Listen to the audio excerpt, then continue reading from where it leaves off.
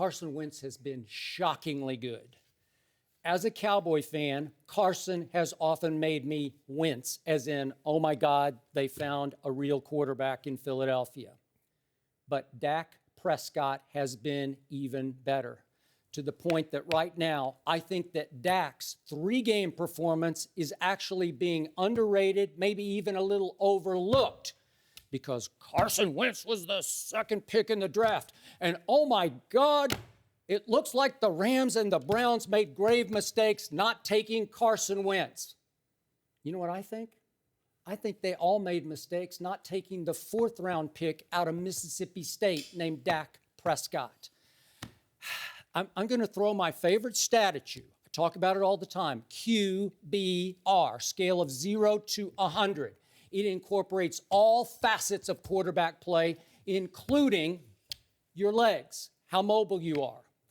And I'm going to tell you first up, in all my time of watching young quarterbacks, I have never seen a quarterback execute with such relentless, consistent precision up and down the field, long drive after long drive, with such poise and command and accuracy and using legs mobility.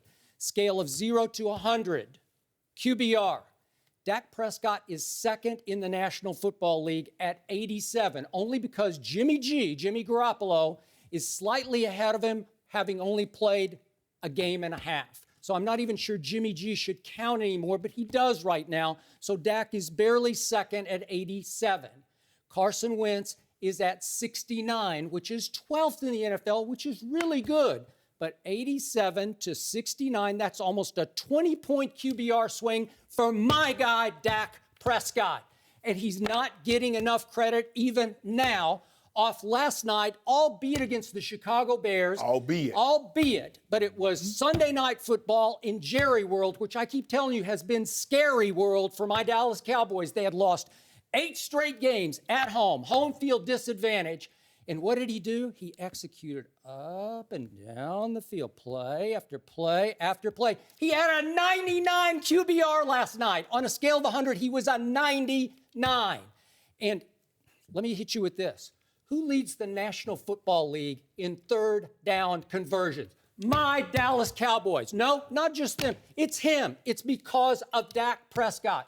Who leads the National Football League in offensive efficiency? Dak Prescott's Dallas Cowboys. Who leads the National Football League in plays per drive, per scoring drive? 11 plays he averages per scoring drive. Think about that. Let that compute in your Hall of Fame mind. 11 plays per scoring drive, easily leads the National Football League because of my guy, Dak Prescott. What happened last night in the opening drive? He loses Dez Bryant, and then little Measly Beasley, as you sort of referred to him. That's my nickname, but it's your view of little Measly Beasley. My view. He loses both of them in the opening drive. And what happens? Ho-hum, no sweat. I will take you 10 plays and 75 yards, and I will sneak it in for the touchdown. And then what happened on 2 throws? These were actually, dare I say, deep throws? Sweet deep throws. You say, I need to see him throw the football down the field. I'm not sure he can.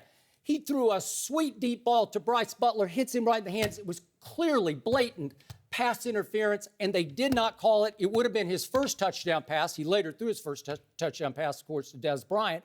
And then he threw another sweet deep ball to little Measly Beasley. There's the first interference. Thank you very much. And then, here we go. Wait. Oh, wait a second, little Measly. He got behind his guy, and it's right in his hands, and it didn't quite score, but it should have been a touchdown. 2 sweet deep balls from my man, Dak Prescott. And you know what, Shannon Sharpe? I think it might be, almost a touchdown. I think it might be time that you pay him his dues today and agree with me that clearly Dak is a little better than the shockingly good Carson Wentz. No. And I think you need to put some spec on Carson Wentz's name because, Skip, he has the pressure that Dak Prescott does not face. When you trade up in the draft to select a quarterback, forget any other position, you trade up in the draft, you give up a king's ransom to drive up and take this young man. So what are the expectations on him? Now, mind you, his team leads the NFL in scoring with a rookie quarterback. He does not have the luxury that Dak Prescott have of having a number one receiver in Dez Bryant. He also does not have the luxury of having a bell cow, the fourth pick in the entire draft, Ezekiel Elliott. He also does not have the best offensive line in football. Will you give me that, Skip Bayless? Will you give me that? Can you put that in your 40 years of experience? Can I interject with a quick point of order? Sure.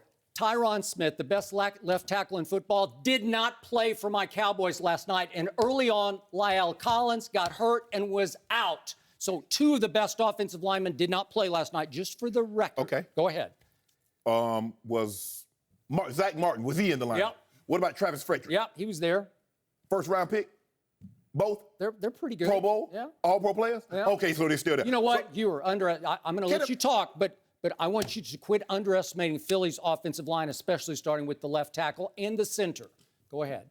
Are you done now? Yes. I'm just trying to keep you. Are you finished or are you done? I'm trying to keep you on track here with your information. Skip, the numbers are very similar. 66 for Prescott, completion percentage, 64 for Carson Wentz. Your guy, 1 TD passing. My guy, 5 TD passing. Quarterback rating, Carson Wentz, 103.8. Dak Prescott, 93.3.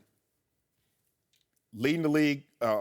And plus, Philly, only team in the NFL without a turnover. Guy touches the ball on every play. Now, granted, Dak hasn't turned the ball over either. But when you look at what he has to do, Skip, being the second pick in the entire draft, his team is leading the league in scoring. He doesn't have a number one. He doesn't have a bell cow running back. He doesn't have the best offensive line in football. For me, and I get it, his leg, when you take QBR, it's cumulative. I want my quarterback to be able to throw the football. If he can get a third down here and there with his legs, I will gladly accept it. But I want him to stand tall in the pocket and throw the ball down the field. That is what this young man is doing. Therefore, I like Carson Wentz better than Dak Prescott. Can I take your points in order here? You most certainly can. First of all, you keep throwing that bogus stat, passer rating at me. Oh, it's bogus now. It's the most It's misleading bogus. stat in all of football is passer rating. I just throw it out. I never use it. You will never hear it come out of my mouth So here why can't I unless throw... I need to win an argument. Yeah, exactly. So why can't I throw QBR out? Because so who made that up? Somebody wanted to make money, one of these brilliant analytical guys. So you know what? I got to find another way. I got to give credit where it's due. That's an ESPN stat. I don't care who made it. Great. It is so telling because, again, it incorporates all the situations, all the consequences of the situations, whether the quarterback hurts you with his legs as well as his arm. Dak Prescott can move, and he's a big man who can move, and you got to admit that. Do you agree? Yeah, absolutely he can run fast. Yeah. Yes. In fact, that's what he might have done best at Mississippi State, and he does least so far with the Dallas Cowboys, but it's okay with me because he's so deadly accurate with such velocity from the pocket. So here we have a running college quarterback who immediately assimilated right into the pocket in pro football. Does he not stand tall and strong in the pocket with command?